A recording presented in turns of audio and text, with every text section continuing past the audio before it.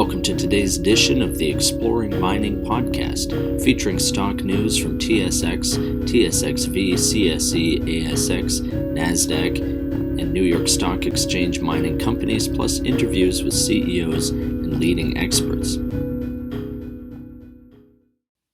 Hello everyone, this is Sam Mowers here. Welcome to another episode of the Exploring Mining podcast. For news today, we've got the latest from Rio Tinto, ArcelorMittal, Altiplano Metals, and K9 Gold. But just before we get into the show today, a quick reminder that if you enjoy this podcast, please feel free to share it or even leave us a review.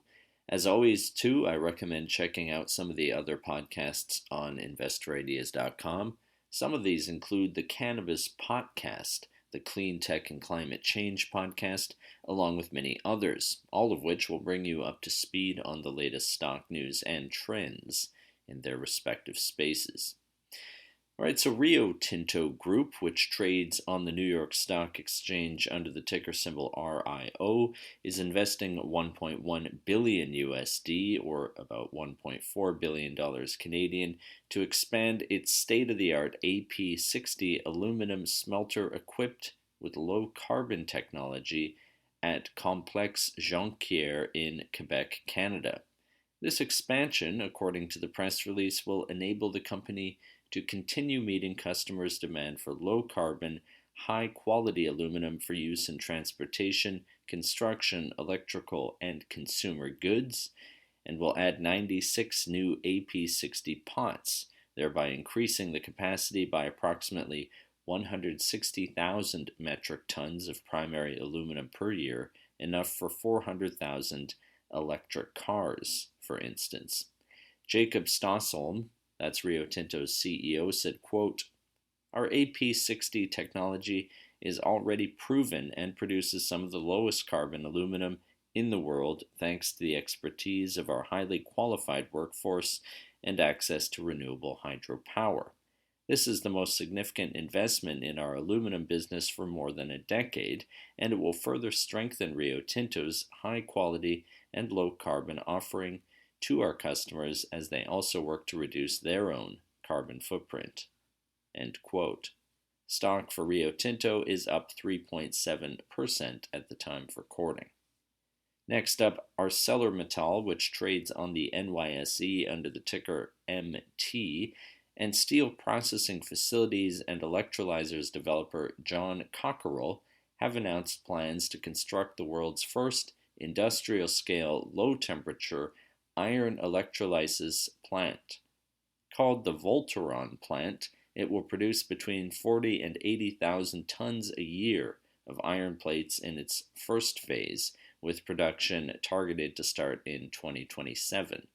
Brad Davey, the EVP and head of corporate business optimization at ArcelorMittal, said, quote, "This is a tremendously exciting development and opportunity for our company. We have been working on direct electrolysis technology for some time, given the potential it holds to decarbonize steelmaking. Having now proven our energy-efficient, low-temperature process at a pilot level, the natural next step for us is to progress to an industrial plant. We intend to achieve this target within 4 years and be the first in the world to produce steel at scale via low-temperature electrolysis." End quote. Stock for ArcelorMittal is up 1.31% at the time of recording. Moving along, Altiplano Metals, Inc., which trades on the TSXV under the ticker APN, has entered into an agreement for the acquisition of the Santa Beatriz mine. This is located 2 kilometers from its existing operation at the Farallon copper gold mine site near La Serena, Chile. The company's president and CEO, Alistair McIntyre, says, quote, "This project fits Altiplano's vision for consolidating projects located in proximity to our existing operations, with low startup costs, hosting excellent material for optimal production and processing. Acquiring an additional mine with ideal production material for Altiplano's mill and processing facility creates added flexibility and sustainability while providing the potential to add significant value for its shareholders." End quote. Lastly, for today, K9 Gold Corp, which trades on the TSXV under the ticker KNC, has acquired an additional 25 claims, about 1,274 hectares, by direct staking as part of its JB lithium project in the James Bay region of northern Quebec, Canada. With this acquisition, the company now has total project holdings of 6,692 hectares in 130 claims, and has an aggressive summer exploration program now planned and fully funded. Specifically, a LiDAR and photogrammetry survey is scheduled for the project in early June 2023 to be followed by an extensive program of soil sampling, prospecting, and mapping. Stock for K9 Gold Corp is down 16.67% at the time of recording. Well, that does it for today's Exploring Mining podcast. If you'd like to be a guest or sponsor for this podcast, please contact InvestorIdeas.com. InvestorIdeas.com reminds all listeners to read our disclaimers and disclosures on the InvestorIdeas.com website.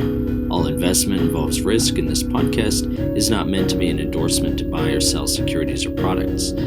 To hear more InvestorIdeas.com podcasts, please visit InvestorIdeas.com/audio, and a reminder you can also hear our podcasts on Apple Podcasts, Audible, Spotify, TuneIn, Stitcher, Spreaker.com, iHeartRadio, and most audio platforms available.